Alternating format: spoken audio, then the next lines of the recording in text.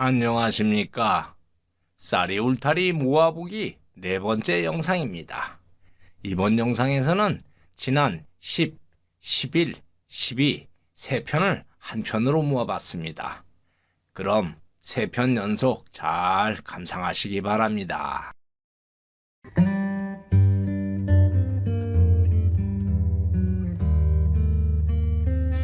이번 이야기는 씨바지 안악과 정 붙은 양반에 대한 이야기입니다. 그럼 시작하겠습니다.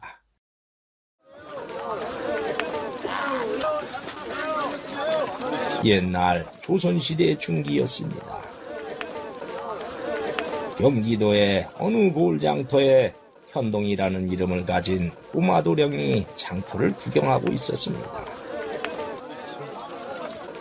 도령은 엿장수 앞에서 엿장수가 엿을 파는 것을 보고 가까이 다가갔지요.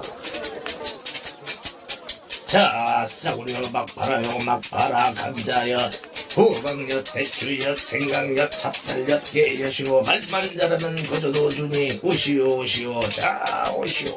강원도 금강산 12,000봉 바위마다 덕달엿을 100일산. 도령은 옅게 생기고 맛있게 생긴 엿을 먹고 싶었지만은 때마침 돈을 갖고 나오지 않아서 엿을 사지 못하고 침만 삼키고 있었습니다.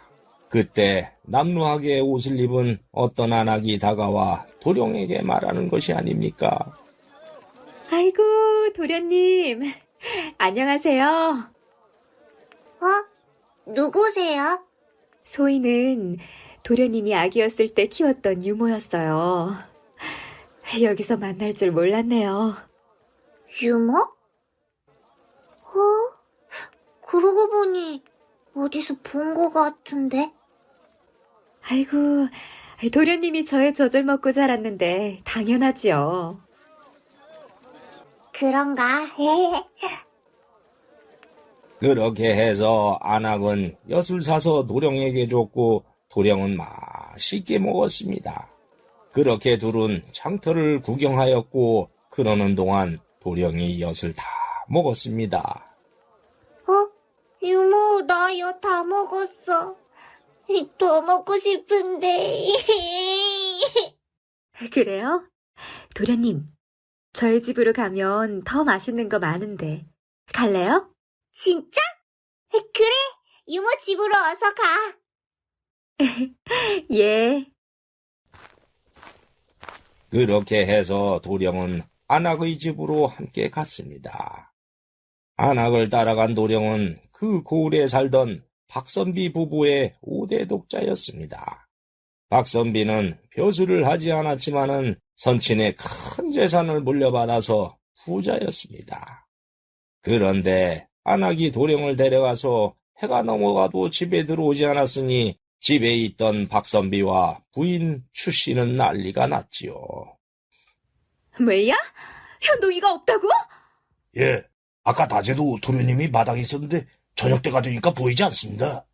너희들은 뭘 했길래 현동이가 없어졌는지도 모른단 말이냐? 아이고, 5대 독자가 사라졌으니 이를 어쩐단 말이냐? 당장 흩어져서 현동이를 찾아와라. 못 찾으면 너희들은 죽은 목숨이야? 예, 알겠습니다요, 마님. 그렇게 해서 모슴들이 밤새 온 고을을 다 돌아다니면서 찾아도 도령은 보이지 않았습니다. 그러자 다음날 박선비는 관아에 알렸고 보졸들이 수사를 한 끝에 단서를 잡고 안악의 집을 찾아가 덮쳤습니다. 그리고 도령과 함께 있던 안악을 체포했지요. 안악은 박선비의 집 마당으로 끌려왔습니다. 너에게 우리가 얼마나 잘해주었는데 현동이를 유괴해? 죄송합니다, 아씨마님. 닥쳐라! 어머니, 저는 유모가 좋은데 왜 혼내세요? 상종하지 마라. 유모가 나에게 맞는 거 많이 해주고 재밌게 놀아줬단 말이야. 혼내지 마. 추씨 부인은 현동이가 울거나 말거나 안악에게 소리쳤습니다. 여봐라! 전현을 곤장으로 매우 치고 광에 가둬라. 내일 관아에 알려서 감옥에 쳐넣어야겠다. 부인, 곤장은 너무한 것 같소. 당신은 가만히 있어요. 멋들 하느냐? 어서 쳐라! 알겠습니다요. 그렇게 해서 안학은 곤장을 맞았는데 박선비는 그 광경을 차마 보지 못하겠다는 표정으로 돌아서 버렸습니다. 도령도 방에서 문틈으로 곤장을 맞는 유모를 보며 울었지요. 결국 곤장을 맞아서 기절을 해버린 안학은 광에 갇혀버렸습니다. 안학은 광에 갇혀서 도령을 부르며 슬피 울었습니다. 도련님. 안학은 윤씨성을 가진 사람이었습니다. 윤씨는 사실 도령을 낳은 친모였지요. 그게 어떻게 된 사연인지 과거로 거슬러 올라갑니다. 박선비는 4대 독자였는데 한양의 세력 있는 집안의 딸 추씨와 혼인을 했습니다. 추씨 부인은 성격이 못되고 사소한 일에도 신경질적이었습니다. 혼인 후 몇 년이 흐르는 동안 아기가 생기지 않다가 어렵게 임신을 했는데 추씨 부인이 하인들에게 못살게 굴고 만사에 신경질을 내니 몸에서 나쁜 기운이 생겨 그 기운이 뱃속의 태아에게 들어가 그만 2번이나 유산을 해버렸습니다. 그렇게 아기가 없는 세월이 10년이 흘렀지요. 그렇게 되자 추씨 부인은 4대 독자 집안에서 아기를 낳지 못하니 어르신들의 눈치를 보고 살아야 해서 괴로움이 이만저만이 아니었습니다. 그래서 국리 끝에 용한 무당을 찾아갔는데 무당이 이렇게 말하는 것이었습니다. 남쪽으로 100리 떨어진 곳에 달래골이라는 동네가 있는데 거기에 사는 윤씨성을 가진 안악을 시바지로 하면 아기를 낳아줄 거라고 하는 것이었습니다. 조선시대에는 부인이 아기를 갖지 못하면 건강한 안악을 데려와 남자와 동침하게 해서 아기를 낳게 하는 일이 흔했습니다. 소위 시바지였지요. 무당으로부터 그 말을 들은 추씨 부인이 달래골에 가보니 정말로 윤씨성을 가진 안악이 살고 있었습니다. 윤씨는 천한 신분이었지만은 20 중반으로 건강한 데다가 2 아들까지 낳은 적도 있어서 아들을 낳아주리라는 믿음이 갔습니다. 그래서 추씨 부인은 윤씨에게 아들만 낳아주면은 쌀 50석을 주겠다고 했습니다. 윤씨는 농부였던 남편이 중병으로 저 세상으로 떠난 후 2 아들을 키우기에는 너무 가난해서 힘들게 살고 있었던지라 추씨 부인이 제의에 동의했습니다. 그리고 2 아들은 이모댁에 당분간 부탁한 후 시바지로 박선비의 집으로 갔지요. 그리고 그날부터 윤씨는 안채의 독립된 방에서 밤마다 박선비와 한 방을 쓰기 시작했습니다. 첫날 밤 방으로 들어온 박선비가 말했습니다. 자네에게 못할 짓이지만 조상에게 면목이 서지 않으니 어쩌겠는가. 이 방법밖에 없었네. 잘 알고 있습니다. 그러면 어서 자리에 드시지요. 그렇게 2 사람은 태기가 생기도록 밤마다 열심히 정을 나누었습니다. 그런데 아무리 목표가 있어서 그랬다지만은 밤마다 몸을 섞었으니 몸의 정뿐 아니라 마음의 정도 듬뿍 생겨버렸지요. 더구나 박선비는 성격이 모질고 앙칼진 추씨 부인과 살다가 소박하고 꾸밈 없는 윤씨와 있다 보니 더없이 마음이 푸근하고 편해져서 정이 생기지 않을 수가 없었습니다. 추씨 부인은 2 사람이 동침하는 밤마다 질투로 몸이 떨렸지만 오로지 아들을 낳기 위한 것이라 참고 뒷바라지를 해주었습니다. 그러기를 6달, 드디어 윤씨가 임신을 했고 그로부터 10달 후에 아들을 낳았습니다. 박선비와 추씨는 기뻐했고 윤씨는 젖을 뗄 때까지 아기를 키웠습니다. 그리고 젖을 뗄 때가 되자 박선비와 추씨 부인은 약속한 대로 윤씨에게 쌀 50석을 주며 떠나라고 했습니다. 그러나 떠나기로 한 날 윤 씨는 마지막으로 아기를 안아보는데 그만 감정이 북받쳐 오르는 것이었습니다. 아가, 그동안 엄마 젖 먹고 잘 커줘서 고맙다. 이 엄마는 이제 너랑 헤어져야 한대. 내가 떠나도 잘 커야 돼. 알았지? 그런데 도저히 떨어질 수가 없구나. 아가. 윤 씨는 막상 떠나려니 그동안 아기를 낳고 젖을 먹인 정이 있어서 떨어질 수가 없는 것이었습니다. 그래서 한 달만 더 있게 해달라고 애원해 보기로 했지요. 그렇게 마음을 먹을 때 추씨 부인과 박선비가 이별을 위해 방으로 들어왔습니다. 이보게, 다 준비되었네. 그러자 윤 씨는 추씨 부인에게 사정을 했습니다. 마님, 한 달만 더 있으면 안 될까요? 도저히 못 가겠어요. 아니, 약속한 대로 쌀 50석을 준비했잖느냐? 네가 지금 앙탈을 부리는 게냐? 마님, 저도 처음엔 그렇게 생각했습니다. 헌데 젖을 먹이며 안고 지내다 보니 정이 들어서 차마 그냥 헤어지지 못하겠습니다. 저도 이럴 줄 몰랐어요. 쌀도 필요 없습니다. 제발 한 달만 더 아기 옆에 있게 해주세요. 네가 치도곤을 당해야 정신을 차리겠느냐? 어서 싹 가지 못할까? 여봐라! 인연을 어서 끌어내서 내쫓아라! 예. 안 돼요!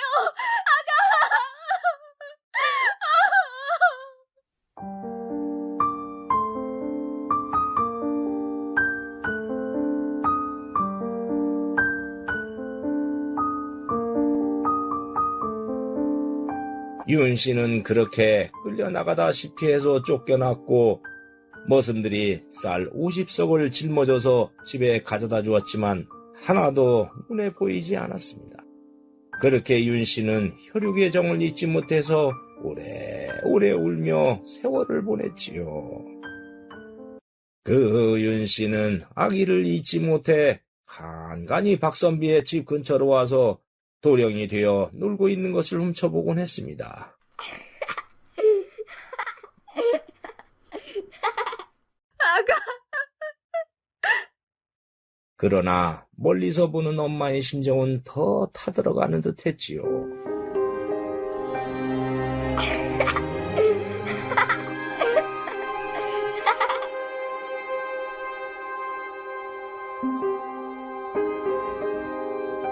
단 며칠만이라도 직접 만든 나물과 밥을 먹으며 같이 있고 싶어서 견딜 수가 없었습니다. 그래서 결국에는 장터에서 도령을 데려갔던 것이었습니다. 윤 씨가 갇혀있는 광에도 깊은 밤이 찾아왔습니다.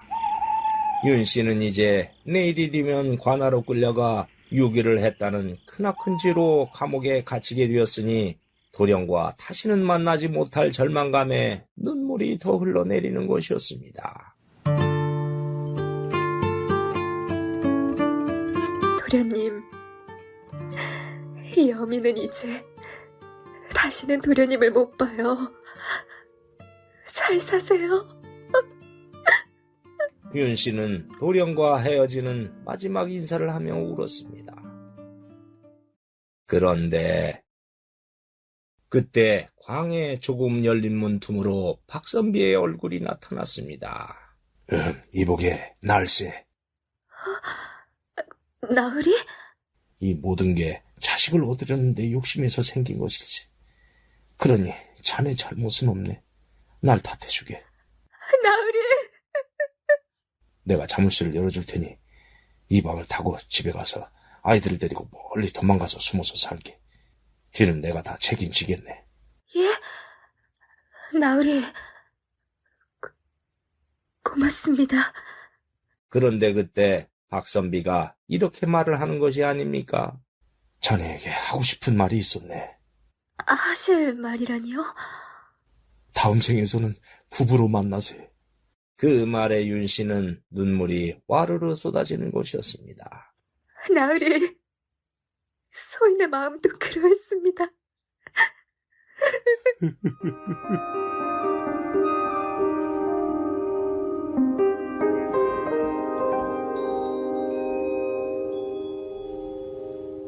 그렇게 두 사람은 문틈으로 보며 하염없이 눈물을 흘렸으니 잠자리의 정이 그렇게 애틋한 것이었나 봅니다. 그리고 박선비가 막 자물쇠를 열려고 하는데 그때 멀리서 찬모의 목소리가 다급하게 들려오는 것이 아닙니까? 마님! 마님! 큰일 났어요! 도련님이 혼수 상태예요! 뭐야? 그때 웬일인지 도령이 쓰러져서 혼수 상태가 되어 집안이 또 난리가 났습니다. 그래서 윤씨도 아이가 위독하다는 말을 듣고 몸이 굳어서 도망치질 못했지요. 다음 날 의원이 와서 도령의 진맥을 짚어보더니 고개를 흔드는 것이었습니다. 의원님, 상태가 어떻길래 고개를 흔드세요? 지금 이 아이는 무슨 충격을 받았는지 기력이 다 빠져나갔어요. 아주 백양이 무효입니다. 예? 그럼 살 방법이 없다는 거예요? 아이고, 연동아. 얘는 5대 독자예요. 살려주세요. 한 가지 방법이 있습니다. 젖을 먹인 생모가 며칠 동안 안아주고 다독이면서 체온을 나눠주면 나을 수도 있습니다. 의원의 말을 들은 추씨는 놀랐지만 그것이 살리는 길이라니 어쩔 수 없이 광에 갇혀있던 윤씨를 불러서 안채방에 도령과 함께 있게 한 다음 체온을 나눠주게 했습니다. 생모가 기운을 내도록 보약을 지어드릴 테니 탕으로 달여서 잘 먹이십시오. 추씨 부인은 어쩔 수 없이 윤씨에게 탕약을 해서 먹게 했지요. 그리고 윤씨는 핏줄을 나눈 자식이 혼수 상태이니 도령을 안아주고 쓰다듬어주며 모든 정성을 들였습니다. 그러자 그 정성을 하늘이 알았을까요? 며칠 뒤에 도령이 기운을 찾는 것이 아니겠습니까? 도련님, 기운 차렸군요. 난 개운해. 근데 유모가 왜 날 안고 있어? 아니에요. 도련님이 일어나서 다행이에요. 유모, 난 꼭 엄마에게 안긴 것 같았어. 난 유모가 맞을 때 꼭 엄마가 맞는 것 같았어. 그래서 몸에 힘이 없어졌어. 유모, 나 꼭 안아줘. 도련님. 도령도 본능적으로 비추를 느꼈는지 그렇게 말했고 그 말에 윤씨는 또 눈물이 흘렀습니다. 그렇게 도령이 기력을 회복했는데 윤씨가 기력을 아이에게 다 주어서 그랬는지 이번에는 윤씨가 알아눕는 것이었습니다. 추씨는 윤씨를 내쫓아야 했지만 쓰러져 있으니 이러지도 저러지도 못했고 박선비는 윤씨의 기운을 내게 하는 탕약을 먹이게 했습니다. 추씨 부인은 아이가 기운을 찾고 일어나자 기쁘기는 했지만은 그동안의 느낌으로 박선비와 윤씨가 사랑한다는 것을 알게 되었습니다. 그래서 추씨 부인은 극단적인 생각을 했습니다. 윤씨가 먹는 탕약에 극약을 넣어버린 것이었습니다. 그것도 모르고 누워있는 윤씨는 이제 목숨을 잃을 수밖에 없는 운명 앞에 놓이게 되었습니다. 그런데 하늘이 운명을 뒤바꿔 놓기로 했을까요? 그때 추씨 부인도 몸이 좋지 않아서 보약을 먹고 있었습니다. 다음 날 도령이 부엌 앞을 지나가다가 윤씨와 추씨가 먹는 2개의 약탕기가 식어가고 있는 것을 봤습니다. 이게 뭐지? 재밌게 생겼다.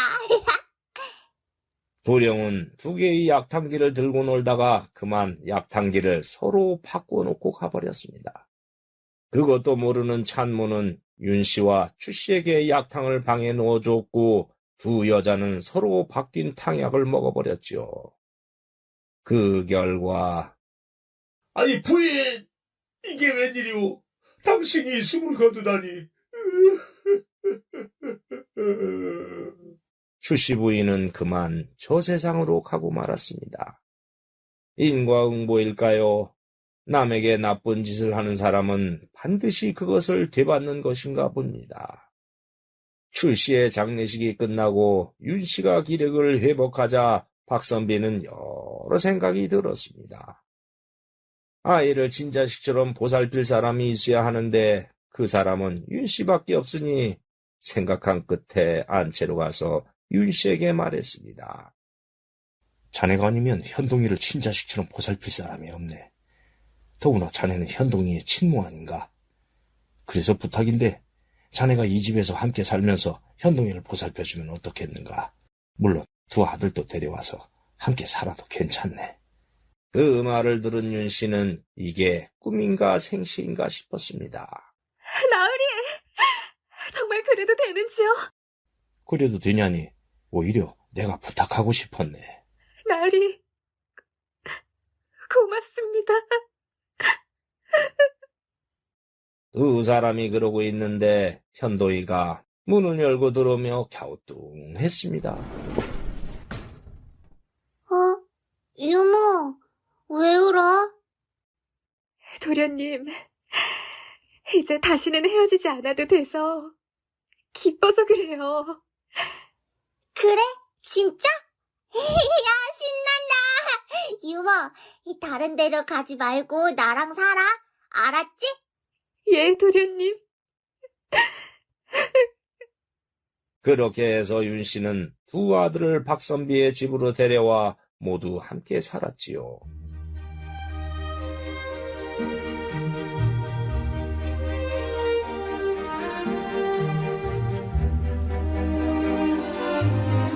그리고 박선비와 윤씨도 밤마다 부부의 행사를 치르며 모두 행복하게 살았다고 합니다.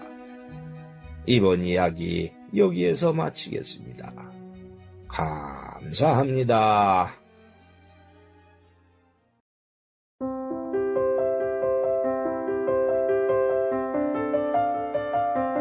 안녕하십니까. 요즘 경제가 어려워서 조기 퇴직을 당하거나 실직당하는 분들이 많습니다. 실직을 당하면 가족의 생계가 위협을 받으니 보통 심각한 일이 아닐 수 없습니다. 조선시대에도 관아에 녹을 먹는 직업의 경우에 조기 실직을 당하는 경우가 있었지요. 이번 이야기는 그 시대에 실직당한 선비의 노후에 대한 이야기입니다. 그럼 시작하겠습니다. 옛날 조선시대 말기였습니다.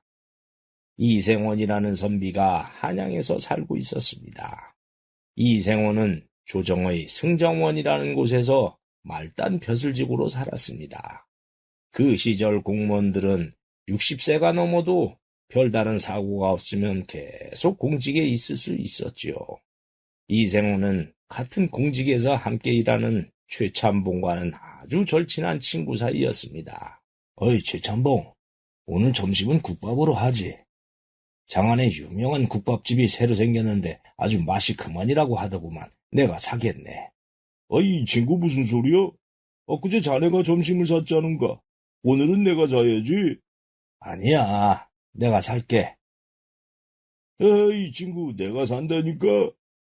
헤이, 그 사람 참. 자네 고집은 꺾지 못하겠구만.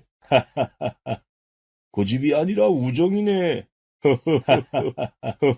두 사람의 우정은 그렇게 깊었지요. 그런데 그 당시에는 당파 싸움이 심했습니다. 그래서 공직에 있는 사람은 어느 한쪽으로 줄을 서지 않으면 무사히 공직 생활을 할 수가 없었습니다. 그래서 이생원과 최참봉도 어쩔 수 없이 한쪽 당파로 줄을 서서 공직 생활을 했습니다. 헌데 이생원과 최참봉의 반대파가 정권을 잡았습니다. 그러자 그 여파로 그만 어느 날부터 관직을 유지하기 어려워졌지요. 그 결과 최참봉이 먼저 압력을 받아 조기 퇴직을 당해 실업자가 되었습니다. 그렇게 되자 이생호는 큰 충격을 받았습니다. 실직자가 된 최찬봉이 집에 와서 실직한 것을 말하자 부인은 소리를 질렀습니다. 뭐야? 퇴직을 당했다고요? 아이고, 옆집 양반은 총 사품으로 진급해서 집도 30평에서 60평짜리로 이사가서 떵떵거리며 살고 있는데 당신은 진급도 못하고 말단으로 살더니 결국엔 퇴직을 당해요. 아유, 내가 미쳐. 당신 같은 능력 없는 남자랑 살아서 내 인생이 이 모양 이 꼴이에요. 당신하고 살다가는 내가 화병으로 죽을 거예요. 당장 나가요.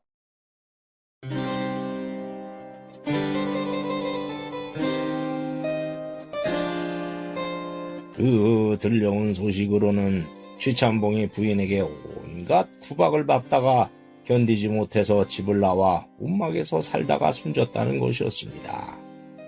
그 소식을 들은 이생호는 충격을 받았지요. 그 후 얼마 가지 않아 이생원도 공직을 사퇴하라는 소신을 받게 되었습니다. 그러자 이생호는 최찬봉의 마지막이 떠올랐습니다. 퇴직당했다는 것을 부인이 알면 자신도 홀대를 당하다가 최찬봉 신세가 될지도 모른다는 생각에 두려움이 몰려왔지요. 그래서 이생호는 부인에게 퇴직당했다는 것을 말하지 못하고 숨기기로 했습니다. 여보, 오늘 날씨가 찬데 추위 조심하세요. 알겠어. 그럼 출근하리다. 예, 다녀오세요. 이생호는 출근한다고 하고 집에서 가까운 인왕산으로 가서 종일 우두커니 있었습니다.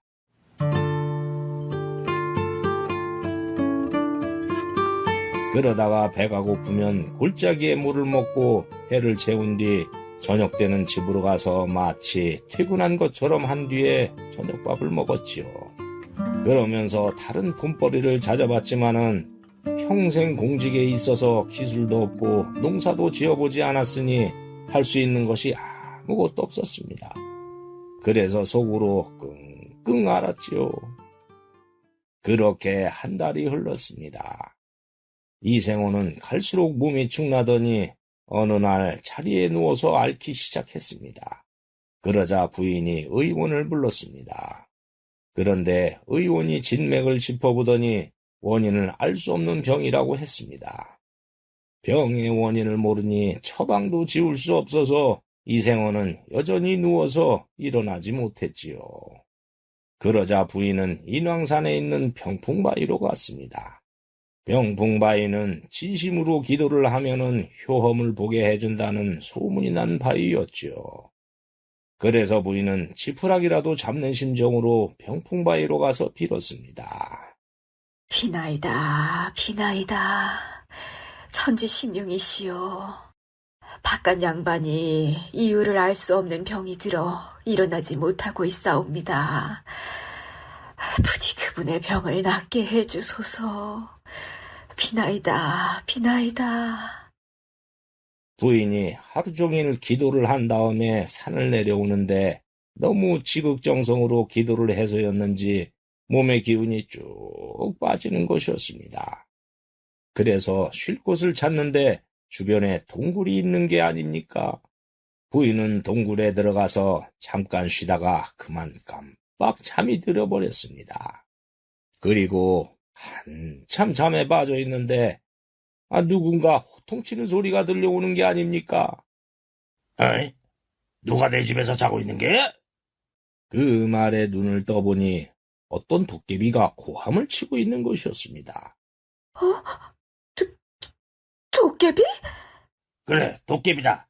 잠깐 나갔다가 왔는데 넌 왜 남의 동굴에서 자고 있는 거야? 죄송합니다. 병풍바위에서 남편을 위해 기도를 하고 내려오다가 너무 피곤해서 잠깐 쉬러 들어왔는데 깜빡 잠이 들었습니다. 아유, 미안합니다.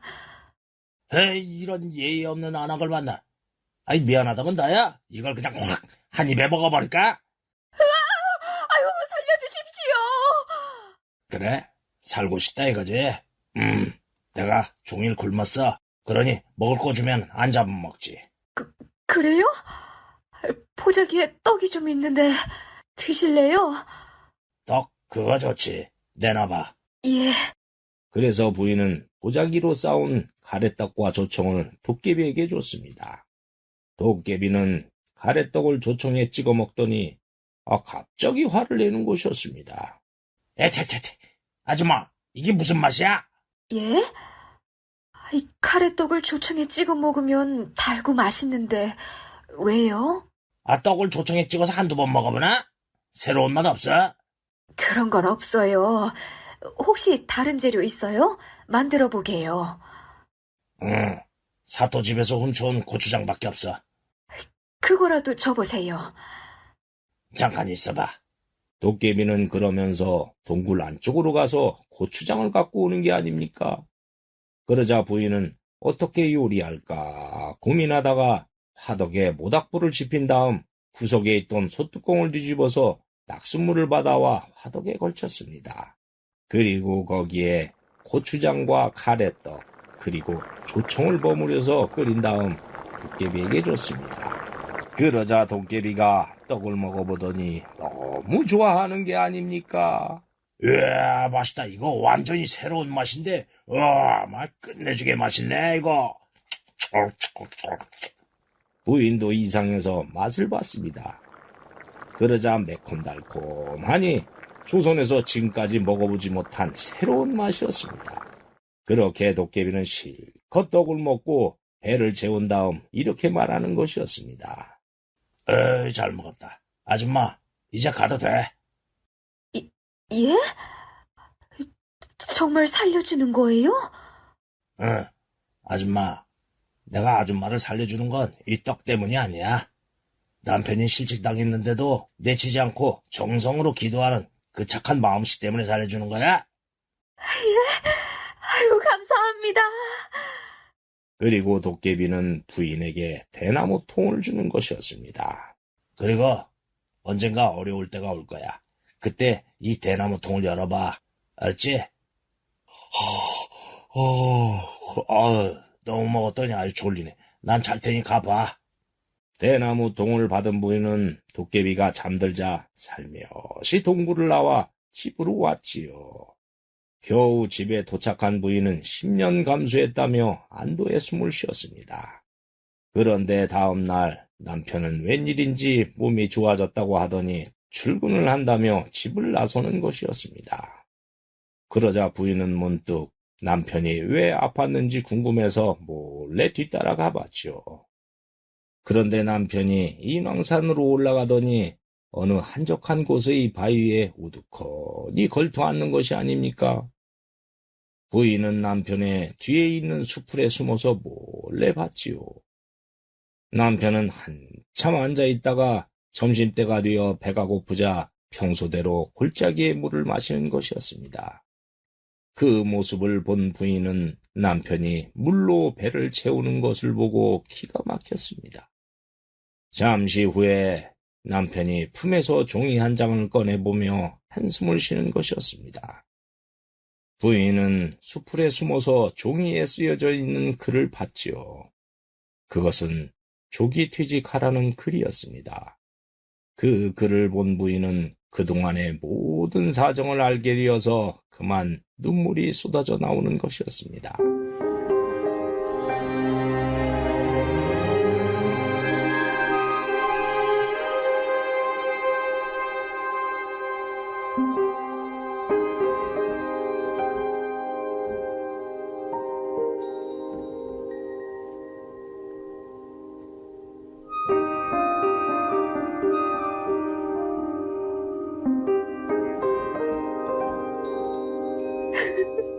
여보, 이생호는 부인의 울음소리에 뒤를 돌아다 보았고 부인이 있는 것을 보고 깜짝 놀랐습니다.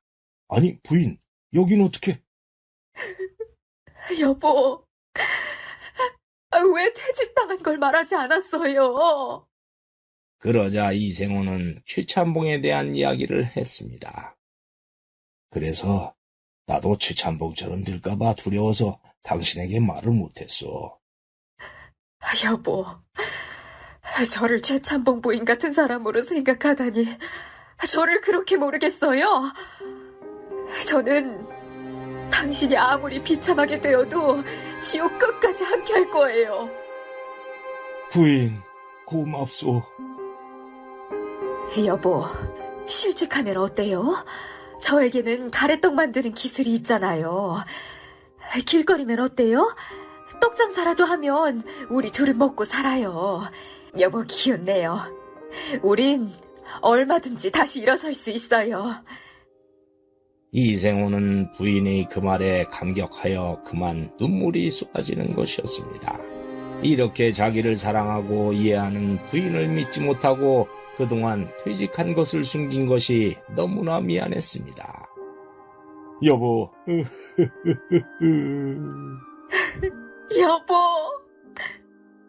두 사람은 오랫동안 꼭 끌어안았지요. 그리고 두 사람은 떡을 만들어서 장터에서 팔았습니다.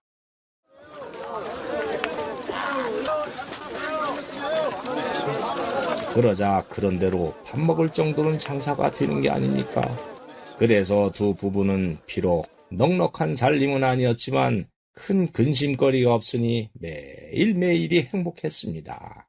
그리고 또 세월이 흘렀습니다. 그런데 갑자기 명나라에서 값싼 떡이 수입이 되더니 다른 떡장사들이 그 떡을 싸구려로 팔아서 두 부부의 떡이 팔리지 않는 것이었습니다. 그러나 부부는 질이 좋지 않은 명나라 떡을 팔기에는 양심이 허락하지 않았습니다. 그래서 장사는 더 안 되었지요. 심지어 하루에 한 개도 팔리지 않을 정도였습니다. 그렇게 되자 두 부부는 근심으로 나날을 보내게 되었지요. 부인, 명나라 떡 때문에 우리 떡이 팔리지 않으니 큰일 났소. 이 일을 어쩌지? 집에 온 부인이 부엌에서 장사가 안 돼서 땅이 꺼져라 한숨을 쉬고 있는데 갑자기 도깨비가 했던 말이 생각나는 것이 아닙니까? 그리고 언젠가 어려울 때가 올 거야. 그때 이 대나무 통을 열어봐. 알지? 부인은 그 생각이 나자 찬장에 놓아뒀던 대나무통을 꺼내서 열어봤습니다. 그러자 그 안에서 종이가 한 장 나오는 것이 아닙니까? 거기에는 떡 더하기 고추장이라고 써 있었습니다. 그걸 본 부인은 그때 동굴에서 만들었던 요리를 도깨비가 감탄하며 맛있게 먹었던 기억이 떠올랐습니다. 맞아. 그때 그 떡 요리는 진짜 맛있었어. 그걸 해보자.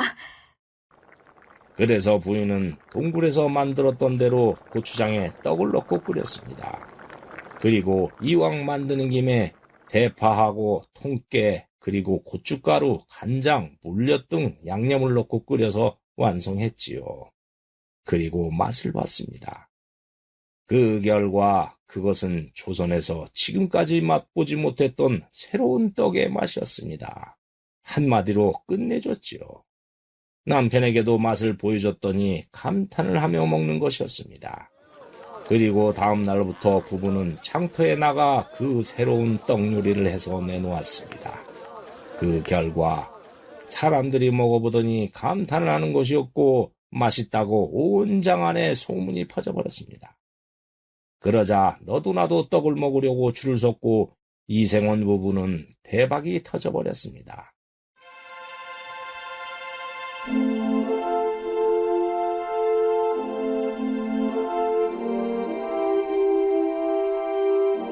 이야, 이 떡 진짜 맛있네.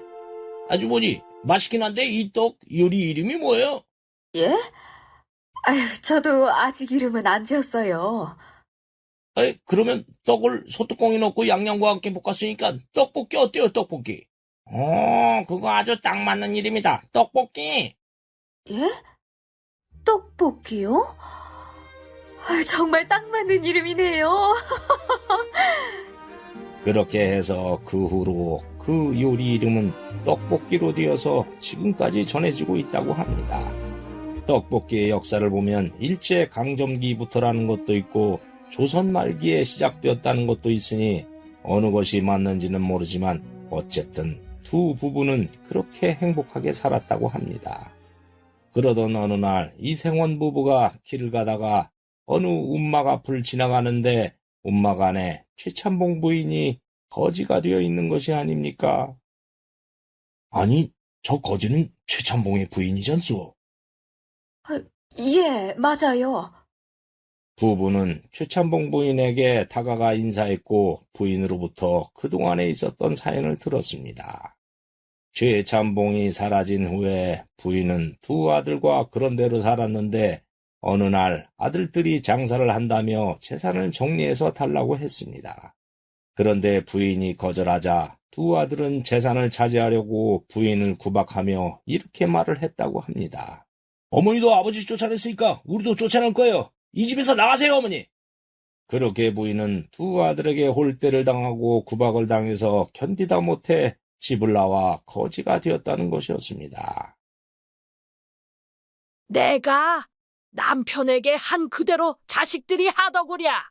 아무리 그래도 어미에게 그럴 수는 없는데 나쁜 놈들. 이생원 부부는 최참봉 부인의 초라한 모습을 보며 마음이 안타까웠습니다. 그래서 다음날 부부는 최참봉 부인을 도우려고 돈과 먹을 것을 준비해서 다시 움막을 찾아갔는데 부인은 이미 세상을 떠나 있었습니다. 배우자를 홀대한 사람은 언젠가 자식에게도 홀대를 당한다는 이치가 맞긴 맞는가 봅니다. 지금까지 이 이야기를 하다 보니 조기퇴직이라든가 청년퇴직이라는 단어가 생각납니다. 요즘처럼 경제가 어려우면 그런 퇴직은 더 많이 생기고 퇴직당한 가장은 얼마나 마음이 아프겠습니까?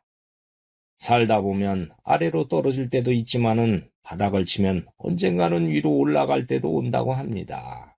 그러니 그럴 때일수록 가족이 가장을 이해하고 감싸주면은 가장도 용기를 내어서 함께 세상을 헤쳐나갈 수 있지 않겠습니까? 그 후 부자가 된 이생원 부부는 도깨비가 고마워서 인사를 하러 동굴로 찾아갔습니다. 그리고 도깨비에게 그때 도와줘서 큰 부자가 되어 감사 인사를 하러 왔다고 했지요. 그래, 난 그때 그 떡볶이 맛을 보고 히트칠 건 알고 있었지. 그 손에 들고 온 거는 뭐야? 고마워서 저희들이 양념을 많이 넣어서 만든 떡볶이를 가져왔어요. 드셔보세요. 그런 건 필요 없고 고마우면 여기에다가 지장을 찍어. 그러면서 도깨비가 종이 한 장을 내미는 것이 아닙니까? 아니, 이게 뭐지요? 읽어보면 될 거 아니야. 부부가 읽어보니 거기에 각서라고 적혀 있었습니다. 우리 도깨비를 또 개화기가 되어서 살기 어려워졌어. 방망이로 뭐 나와라 뚝딱 하면 다 나왔는데 공기가 오염돼서 이제 그런 것도 안 돼. 그래서 밤중에 사람이 사는 집에 가서 뭘 훔쳐먹으려고 해도 CCTV 때문에 이제 도둑질도 못해. 그러니 어떡하겠어? 그래서 나도 업종을 바꿔서 창업을 하려고 그래. 조선 팔도에 있는 도깨비들이 먹는 떡볶이 체인점을 내면 대박 칠 거야. 자네들은 재료를 대줘. 그러면 난 도깨비들에게 떡볶이를 팔고 음식값으로 금떡이나 귀금속을 받아서 자네들에게 절반 나눠줄게. 그러면 되지? 그 종이는 떡볶이 전국 체인점을 나에게 허락해준다는 각서야. 거기에 지장 찍으면 돼. 그래요? 도깨비들이 떡볶이에 빠지면 사람들에게 피해를 주지 않겠네요. 여보, 좋은 일이죠? 당연하지.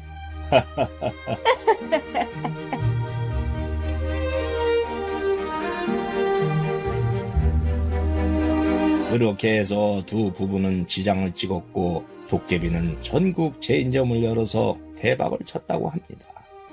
그리고 두 부부도 도깨비가 주는 금덩어리와 귀금속으로 더 부자가 되었다고 합니다.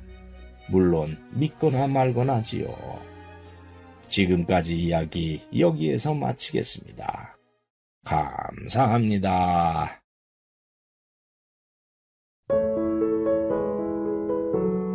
이번 이야기는 대감 부인이 된 여종에 대한 이야기입니다. 조선시대는 신분 차이가 엄격한 시대였는데 노비 신분인 여종이 어떻게 대감의 부인이 됐을까요? 그 사연 이야기 시작하겠습니다.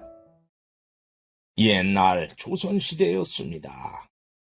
어느 고을에 박찬봉이 살고 있었는데 박찬봉에게는 진수라는 외아들이 있었습니다.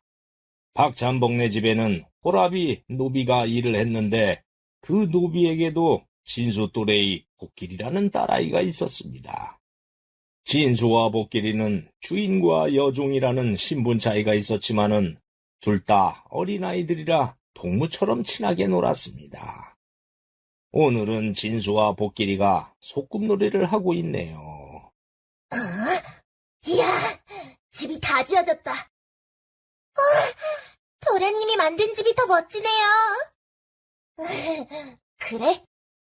복길아, 네가 내 부인 역할해. 나는 남편 역할 할게. 예?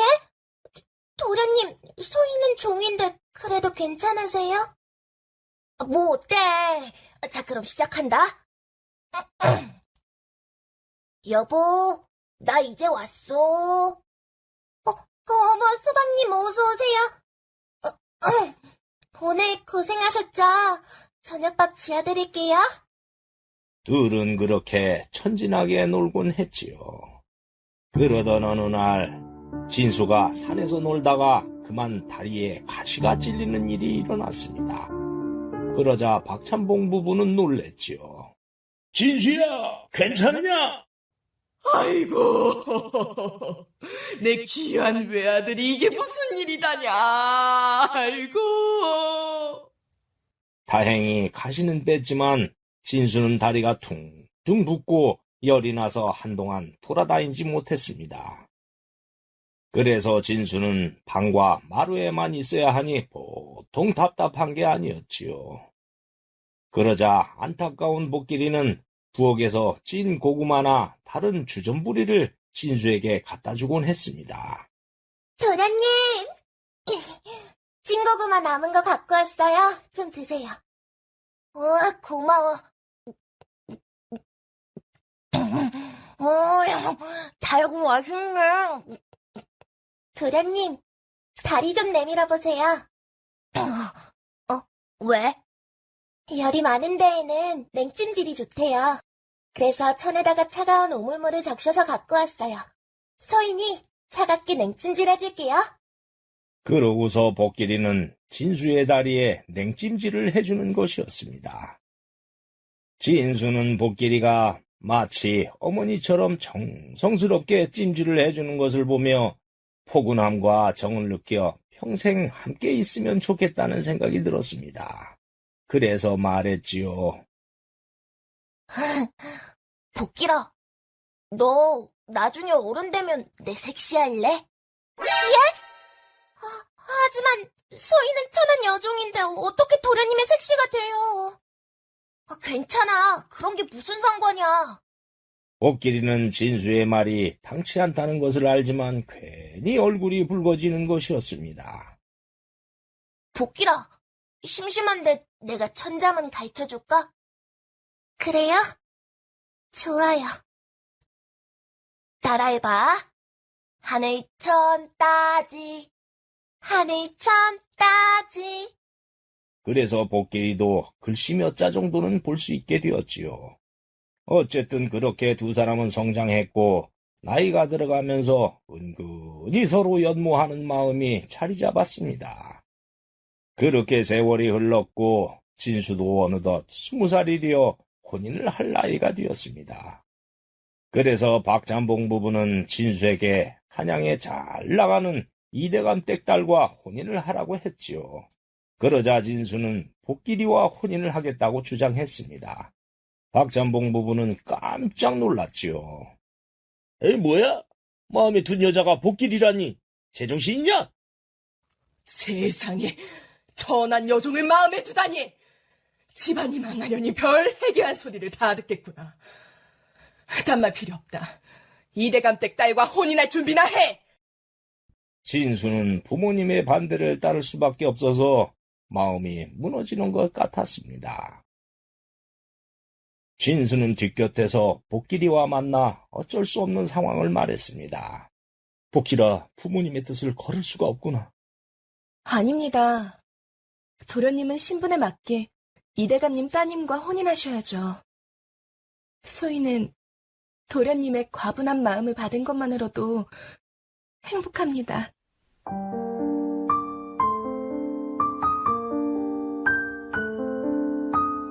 그렇게 두 사람은 손을 맞잡으며 안타까움을 나누었지요.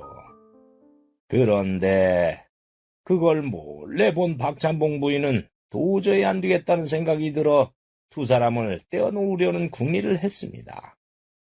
그래서 천리길 떨어진 어느 대감댁의 하인으로 진수 몰래 복길이와 아버지를 보내기로 했지요. 그렇게 해서 복길이는 한밤중에 속으로 울며 아버지와 함께 진수의 집을 떠났습니다. 다음 날 그것을 알게 된 진수는 어머니에게 복길이의 행방을 물었지만 어머니는 절대 알려주지 않았습니다.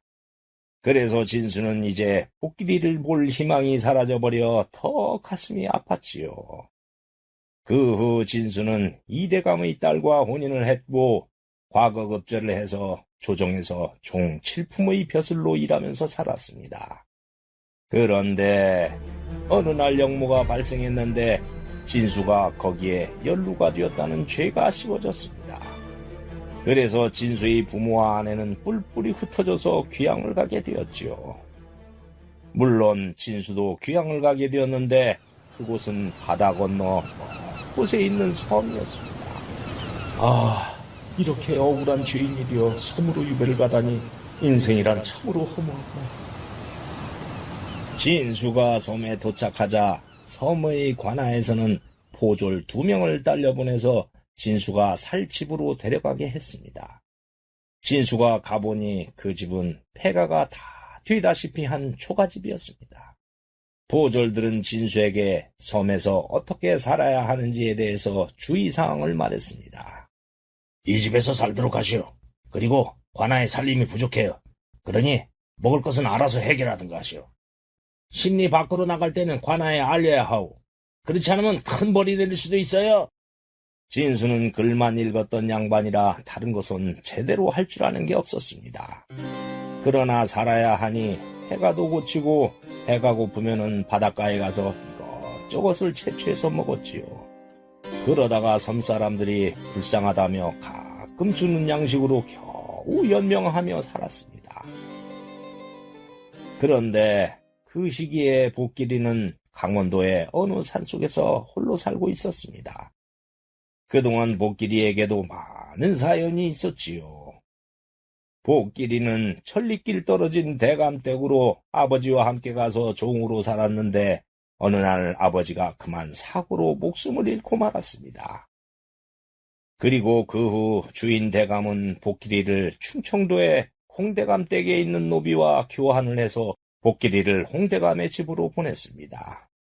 그 후 복길이는 홍대감댁에서 종으로 살았는데 어느 날 무슨 일인지 홍대감이 노비도 사람이라면서 집안의 노비들을 모두 면천시켜주고 자유롭게 살라고 했습니다. 그래서 복길이는 노비에서 평민이 되어 떠돌다가 강원도의 어느 산골에서 화전을 일구며 살았지요. 복길이도 나이가 차서 시집을 갈 때가 되어 중매가 오곤 했지만은 첫사랑 진수를 잊지 못해서 홀로 살고 있었습니다. 그런데 어느 날 복길이는 지나가던 보부상으로부터 우연히 진수에 대한 소식을 듣게 되었습니다. 그리고 깜짝 놀랐지요. 예? 나리께서 섬으로 귀향을 가서 살고 있다고요? 분명히 그렇게 들었소이다.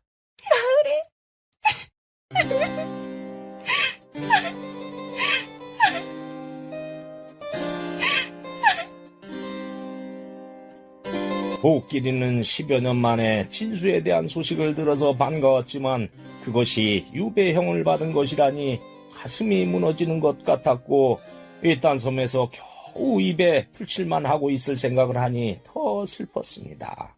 그래서 복길이는 모든 것을 정리하고 진수를 찾아 멀고 먼 길을 떠났습니다. 강원도에서 남쪽의 섬까지는 천리만리가 되니 복길이는 산 넘고 물 건너 갖은 고생을 하며 남쪽으로 갔지요. 그렇게 복길이는 바닷가에 도착했고 거기서는 돛담배를 타고 바다를 건너갔습니다. 나으리, 소인이 가요. 제발 그때까지 무사하셔요. 한편 그동안 진수는 또 한 번의 비극적인 소식을 듣게 되었습니다. 유배를 간 아내가 결국 세상을 떠났다는 것이었습니다. 그래서 진수는 모든 희망을 버리고 살았고 그렇게 또 1년이 흘렀습니다. 오늘도 진수는 산에서 캐온 나무를 다듬고 있었습니다. 그런데 그때 섬에 도착한 복길이가 물어 진수가 사는 초가집에 도착했습니다.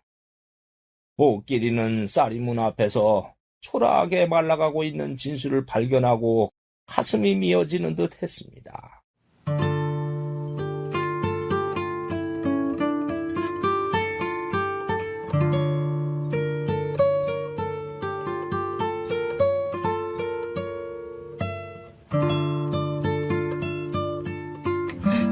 나으리! 아니, 그대는 복길이? 예, 나리. 소녀이옵니다. 복길이, 자네가 여기를 어찌 왔는가? 우연히 나리 소식을 들었어요. 그래서 왔어요. 복길이, 나는 유배형을 받은 사람이야. 나랑 함께 있으면 자네도 위험해질 수 있어. 나리, 소인이 그런 거 생각했으면 천리 말리를 왔겠어요? 그런 거 괜찮아요. 소인은 나리를 조금이라도 편하게 해줄 수만 있다면 죽어도 좋아요. 복길이, 나으리! 그렇게 두 사람은 10년 만에 만나 다시 꼭 끌어안았지요. 그 후 복길이는 섬에 유일하게 있는 주막에서 낮에는 허드렛 일을 하며 일을 했고 밤에는 주막에서 몰래 음식을 만들거나 남은 음식들을 들고 남들의 눈을 피해 몰래 진수에게 갔습니다. 나리, 오늘 손님들이 많아서 먹을 게 많이 남았어요. 그리고 나리가 좋아하는 굴비도 구워왔어요. 이 굴비 드셔보셔요. 복길이 고맙네. 그런데 나는 이 음식보다 자네가 함께 있어주는 것이 더 고맙고 행복하네. 소인도 행복해요. 어서 드세요. 그래, 같이 먹세.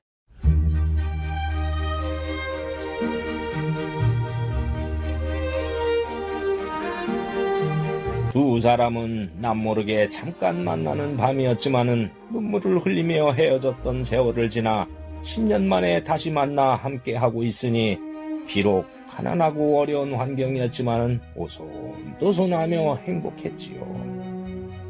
거기에다 복길이는 음식뿐 아니라 빨래도 해주고 살림도 보살펴주니 진수는 사람 사는 것 같았습니다. 그리고 두 사람은 밤마다 어른들이 해야 될 일을 열심히 했습니다. 그것이 무엇인지는 시청자 여러분들의 상상에 맡기겠습니다. 그리고 어느 날 밤 둘은 평소처럼 밤에 만나 방에서 이런저런 이야기를 나누었습니다. 그러다가 진수가 영모 사건에 대해서 이야기를 꺼냈지요. 나는 영모를 주동했던 홍민영 대감과는 관련도 없었는데 영모에 휘말렸지. 홍대감이 영모를 같이 한 사람들의 이름을 적은 책이 있다는데 그 책만 찾으면 내 누명이 벗겨질 거야. 근데 의정부에서도 찾지 못했다는 게야. 응? 나리, 그 대감님 이름이 무엇이라고 했죠? 홍민영이라고 했네. 예? 홍민영이요? 그러네. 소인이 종으로 살던 집이 홍대감님 댁이었습니다. 뭐야? 그게 정말인가? 네, 맞아요. 나리 말씀을 들으니 이상한 일이 있었던 기억이 나요. 대감께서 종들을 면천시키기 전날 몇 사람과 대숲에 있었던 것을 봤어요. 그날 뒷곁으로 가는데 홍대감님께서 다른 선비들과 대숲의 땅에 항아리를 묶고 있는 것을 우연히 봤죠. 헌데 홍대감께서 그 항아리에 책자를 한 권 넣는 것이었어요. 그때 그 책의 표지에 적혀있던 글씨가 보였는데 무슨 인명이라고 적혀 있었어요. 그게 정말인가? 소인이 나리께 한자를 배웠잖아요. 많은 글씨는 모르지만 인명이라는 글씨는 쉬워서 알고 있었죠. 나리께서 홍대감의 책자를 말하길래 생각나서 말하는 거예요. 그 말을 들은 진수는 그 책자가 영모를 꾸민 자들의 명단이라는 확신을 했습니다. 세상에 이런 우연이 있나? 자네가 홍대감 땡이 있었다니. 복길이 이제 됐네. 그 책자만 찾으면 나는 무지가 될 수 있네. 그래요? 나리, 제발 그렇게 됐으면 좋겠어요. 그래서 진수는 임금님께 올리는 상소문을 썼고 다음날 관하로 갖고 가서 사또에게 모든 것을 말했습니다. 사또는 그 말을 듣고 말도 안 되는 일이라고 생각하며 시큰둥했습니다. 이보시오, 박선배. 이 섬으로 귀향을 온 선비들이 들어 있었는데 내가 이런 일을 겪은 게 한두 번인 줄 아시오? 전하께 어떻게든 상소문을 올려서 유배를 벗어나려고 머리를 쓰는 것을 내가 모를 줄 아시오? 그러자 진수가 이렇게 말했지요. 사또, 그 책은 영모와 관련된 자들을 결정하는 중요한 책자요. 증인도 있어이다. 그런데도 저희 의견을 묵살한다면 사또야말로 영모 사건을 방치한 것이니 나중에 진상이 드러나면 사또는 조정을 능멸한 죄가 될 수도 있어. 그 말에 겁을 먹은 사또는 조정에 진수가 쓴 상소문을 올렸고 한 달 후에 한양에서 군관과 포졸들이 내려와 진수와 복길이를 데리고 육지에 있는 홍대감의 대나무 숲으로 데려갔습니다. 현장에는 조정에서 의군부도사가 와 있었습니다. 복길이는 그들에게 항아리가 묻힌 장소를 알려주었고 포졸들이 땅을 파서 항아리를 꺼냈습니다. 그러자 의군부도사가 복길이에게 물었습니다. 이 항아리가 맞느냐? 예, 맞습니다. 어디 책이 있나 보자. 의군부도사가 항아리 속에 있던 책을 꺼내는데 진수와 복길이는 그 책에 따라서 모든 것이 결정되기 때문에 가슴을 졸이며 봤지요. 그 결과 홍대감이 영모를 모의한 자들의 명단을 적은 책이라는 것이 확인되었습니다. 인명을 쓴 명부가 맞구나. 정말 그 책이야. 복길이, 우린 살았네. 나리!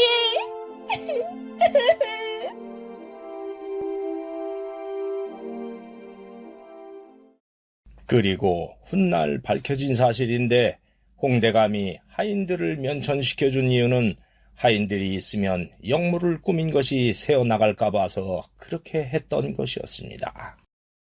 그렇게 해서 진수의 누명은 벗겨졌고 주상전하는 미안함에 진수를 높은 직책에 책봉했습니다.